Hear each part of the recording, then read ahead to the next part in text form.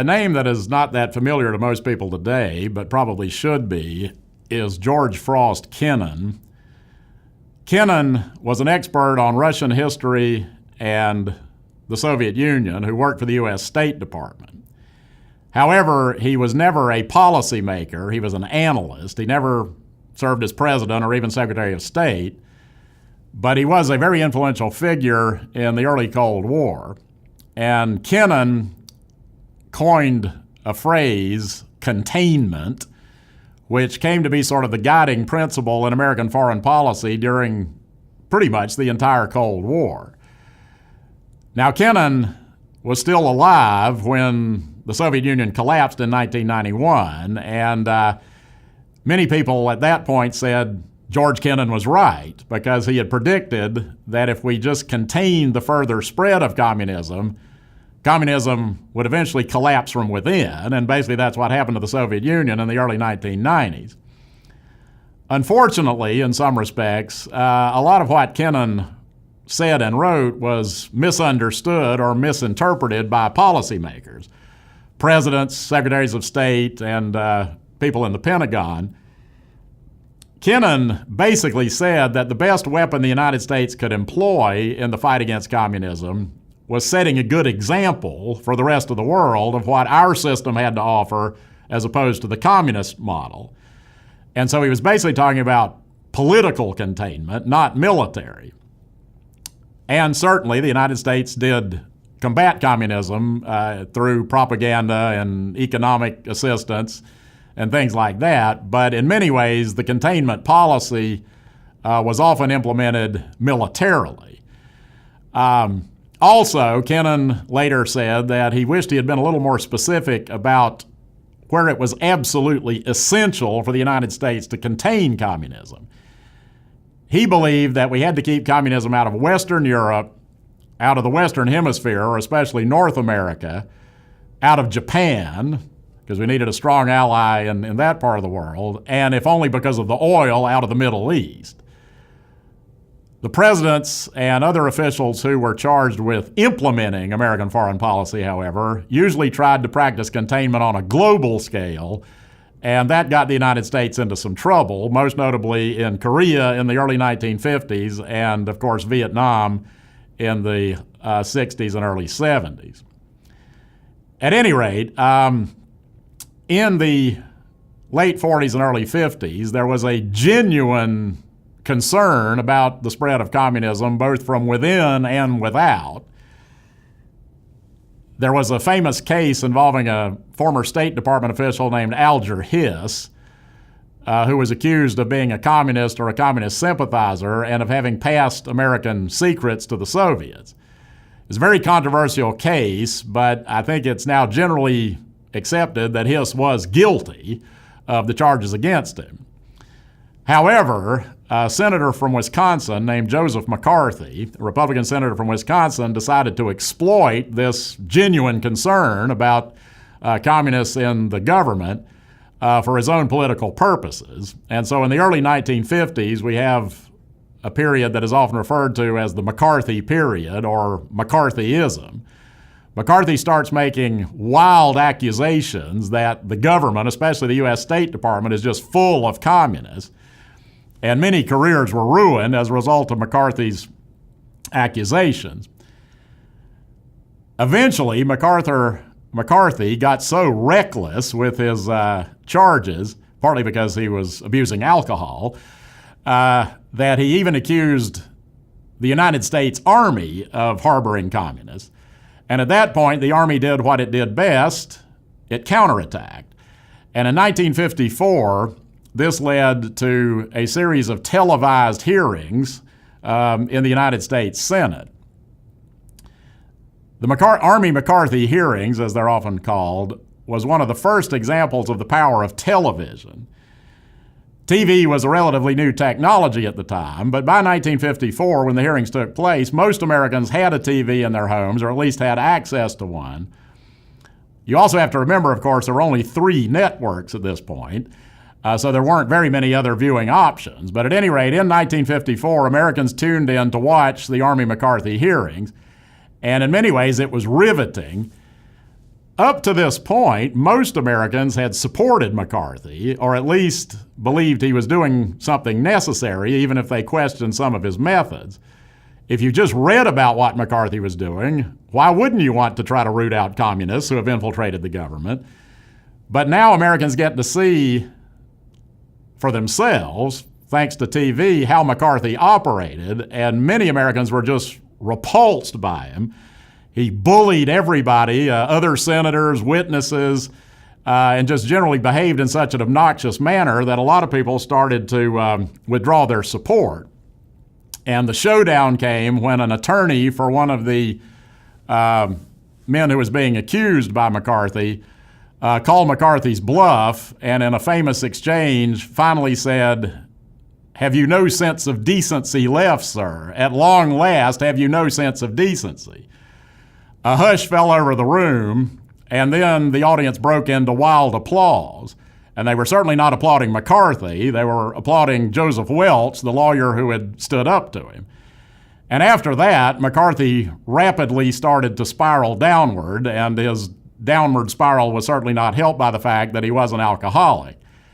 Behind the scenes, President Eisenhower, Dwight D. Eisenhower, had been elected in 1952 and was sometimes criticized for not publicly confronting McCarthy. But we now know that behind the scenes, Eisenhower was working to undermine McCarthy. And after the Army-McCarthy hearings in 1954, the U.S. Senate did vote to censure McCarthy. He continued in the Senate until his death as a result of alcohol abuse in 1957. But after riding high in the early 50s as an anti-communist crusader, McCarthy was pretty much ignored and forgotten by 1955-56. Meanwhile, on the other side of the globe, in June of 1950, communist forces from North Korea started pouring across the 38th parallel and invaded South Korea in an attempt to unify the entire Korean peninsula under one communist government. Korea had been divided at the end of World War II after the Japanese were forced to withdraw, with the Soviets occupying the northern part of the peninsula, north of the 38th parallel, and the Americans occupying the southern part. As in Germany, it was not necessarily meant to be a permanent division, but as in Germany, a communist government emerged in the north under Kim Il-sung, and a non-communist government, not exactly a democracy at that point, but a non-communist government emerged in South Korea. And in June of 1950, communist forces from the north invaded the south in an attempt to take over the entire peninsula. This was a major challenge to the United States and its allies, and President Truman was determined that the communists would not get away with it. However, he had relatively few options. He did decide to take the matter to the United Nations, which did vote to condemn the North Korean invasion and to authorize the use of military force to maintain the independence of South Korea. This was the first major officially sanctioned United Nations military action. Many nations sent troops to fight in Korea, but the bulk of the UN forces were Americans, many of whom were sent over from Japan, and the overall UN commander was General Douglas MacArthur of the United States. MacArthur had a plan for reversing the tide of the war, but it involved a very risky amphibious landing at the port of Incheon, South Korea. What made it especially risky was that the difference between high and low tide at Incheon, Korea, was greater than anywhere else in the world except for the Bay of Fundy in eastern Canada. So timing was critical. If the men hit the beach at low tide, they would have to advance over several miles of exposed beach under fire. In fact, it was such a risky operation that the Joint Chiefs of Staff in Washington encouraged MacArthur not to attempt it, but MacArthur was confident he could pull it off, and in September of 1950 he did. And now the Korean War seesawed back in the other direction. Now it's the communists who were racing to the rear, back across the 38th parallel, and at this point, the mission changed. The original UN mandate was to drive the communists back north of the 38th parallel and maintain the independence of South Korea. But with the communists now on the run, MacArthur wanted to go for all-out victory, and Truman signed off on that. And by October of 1950, it looked like that might be achieved. However, Communist China started sending out warnings that if the UN forces didn't pull back to the 38th parallel, they would intervene in the war on the side of North Korea. MacArthur basically blew off this as an idle threat and was confident that even if China did intervene in the war, it wouldn't make any difference. But in November of 1950, Chinese troops started pouring across the Yalu River and just launched massive attacks against the UN forces. The People's Republic of China at this point was not a major industrial power, but one thing China did have were millions and millions of troops, and they launched what were often called human wave attacks. The UN forces mowed them down in droves, but there were always more where they came from, and now the tide of the war shifts back in the other direction. Now it's the UN forces that are in retreat again. And at this point, there was a showdown between General MacArthur and the commander-in-chief, President Truman. Truman decides to return to the original mandate and begin peace talks with the communists. MacArthur basically undermined that by issuing an ultimatum to China on his own authority without clearing it with Truman first, basically calling on China to surrender or face nuclear attack.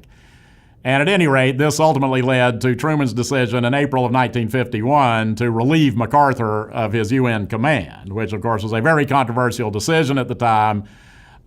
Truman's approval ratings plummeted. But as the military situation in Korea started to stabilize roughly along the 38th parallel after General Matthew Ridgway took over from MacArthur, I think most Americans grudgingly came to think that Truman had done the right thing. General Omar Bradley, who was the chairman of the Joint Chiefs of Staff, had said that pursuing MacArthur's strategy of all-out war in Asia would be the wrong war at the wrong place at the wrong time and with the wrong enemy. And I think most Americans grudgingly came to believe that Bradley was right. Ironically, MacArthur himself, just a few years earlier, had warned against the dangers of the United States getting involved in a major land war in Asia. And the main fear was that if the United States got involved in a major war with Communist China, what might happen on the other side of the world in Western Europe? The Soviets might take advantage of the fact the United States had gotten bogged down in Asia to make a move on Western Europe. So at any rate, with MacArthur now in retirement, peace talks do begin. They drag on until 1953. And it's not until Dwight Eisenhower was elected president in November of 1952 and apparently at least hinted at the possibility of using nuclear weapons in Korea if the communists didn't get serious about signing an armistice. Then things finally moved forward, and in 1953, a ceasefire was agreed to, a truce that basically established the border between North and South Korea along the final battle line when the war ended, which more or less ran along the 38th parallel. Of course, Korea remains divided today with a hardline communist regime in the north under Kim Il-sung's grandson and what is basically a functioning democracy with a pretty vibrant economy in South Korea. But of course, it remains one of the potential hotspots in the world.